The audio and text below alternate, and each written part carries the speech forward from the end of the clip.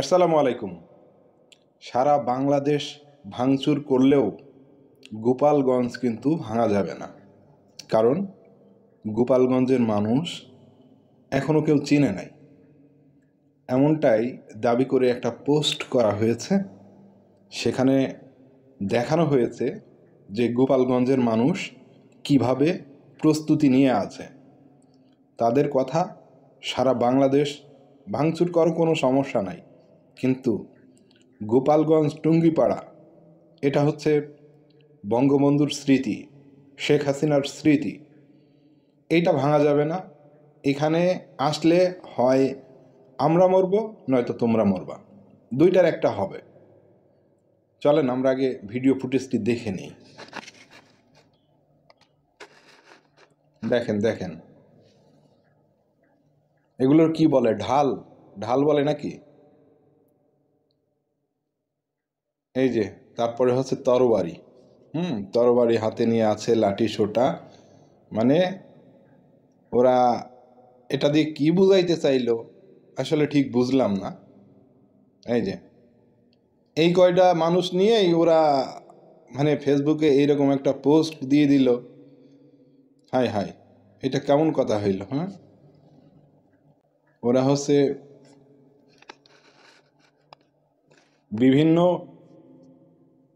লাঠি সোটা, ঢাল, তরবারি এইসব নিয়েই ওরা হচ্ছে গোপালগঞ্জকে রক্ষা করবে। কি একটা আজব গ্রাম দেখেন। ওরা মূলত জান প্রাণ দিয়ে চেষ্টা করছে গোপালগঞ্জকে রক্ষা করার জন্য, যে এটা হচ্ছে শেখ হাসিনার পৈতৃক ভিটা। সেখানে বঙ্গবন্ধু শেখ মুজিবুর রহমানের কবর রয়েছে। সো এটা জান প্রাণ দিয়ে রক্ষা করতে হবে। শরীরে বিন্দু পরিমাণ রক্ত থাকা পর্যন্ত তারা মাথা নত করবে না, এমনটাই তারা বুঝাইছে।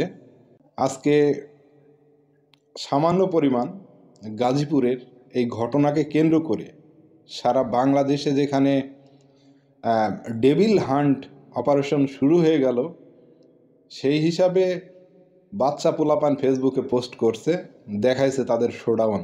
দেখলাম সেনাবাহিনী রাস্তায় প্রত্যেকটা মানুষ যারা বাইকে যাচ্ছেন তাদেরকেও চেক করছে সারা বাংলাদেশে।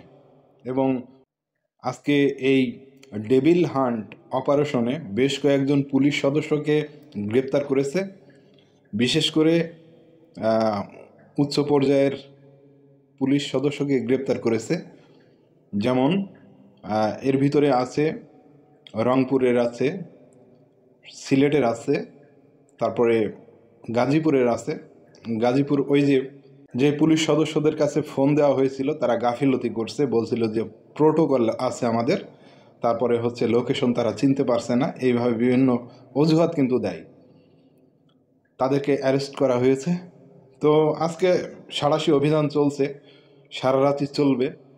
দেখা যাক, আমরা নিউজের অপেক্ষায় আছি। আগামীকাল এই নিউজগুলো পাবো, তখন আপনাদের সঙ্গে শেয়ার করব।